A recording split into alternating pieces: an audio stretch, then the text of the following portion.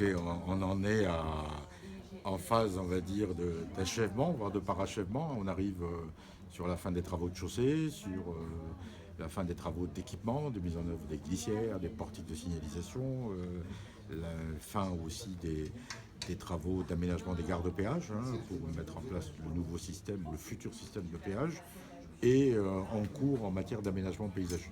Et les écrans acoustiques qui sont aussi en cours de finition. Donc tout ça devrait, enfin en tout cas on fait tout pour, va normalement être achevé fin avril. Et ce n'est pas pour autant que le 1er mai ou le 2 mai on met en circulation. Mais ce qui va changer essentiellement, si vous voulez, c'est que quand on viendra de Nîmes ou de Sète, pour prendre déjà ces cas d'espèces-là, à l'arrivée sur Montpellier, on aura le choix. Soit on va sur Montpellier et on passe au péage, soit pour prendre le ticket, soit pour s'en acquitter selon les cas d'espèce. Non mais là, c'est pour s'acquitter du péage quand on vient de Nîmes ou de Sète. Et on roulera sur la future A709, qui est la reconstitution, on va dire, en équivalent de l'autoroute actuelle qui dessert Montpellier, avec les mêmes fonctions qu'avant, c'est-à-dire on sort aux mêmes échangeurs, avec en plus à Saint-Jean-de-Védas la suppression du péage, qui fait que l'ensemble des échangeurs de la métropole seront gratuits. Quand on viendra de Montpellier pour aller vers Nîmes ou Sète, pour d'abord aller à Montpellier, où que ce soit, ce sera comme aujourd'hui, sauf qu'on ne roulera pas sur la future A9, mais sur la 709, mais ce sera exactement pareil.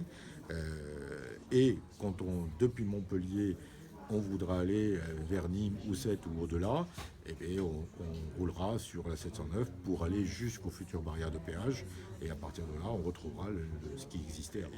Le projet qui a été décidé par l'État et que nous mettons en œuvre et que nous finançons, il a pour objet de s'occuper du transit, ce qui est le rôle de l'État, des autoroutes de transit.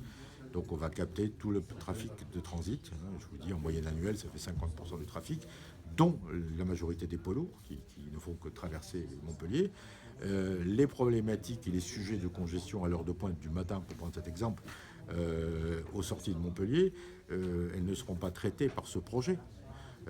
Parce que vous pouvez rajouter toutes les voies que vous voulez à l'autoroute, ça ne changera rien, et que le problème vient du fait que quand on sort au niveau des échangeurs, on débouche sur des horizons qui sont congestionnés. C'est les endroits où les grandes artères de desserte de Montpellier arrivent, où les grandes départementales arrivent, et que le problème que nous avons là est un problème spécifique, typique des grandes métropoles et agglomérations.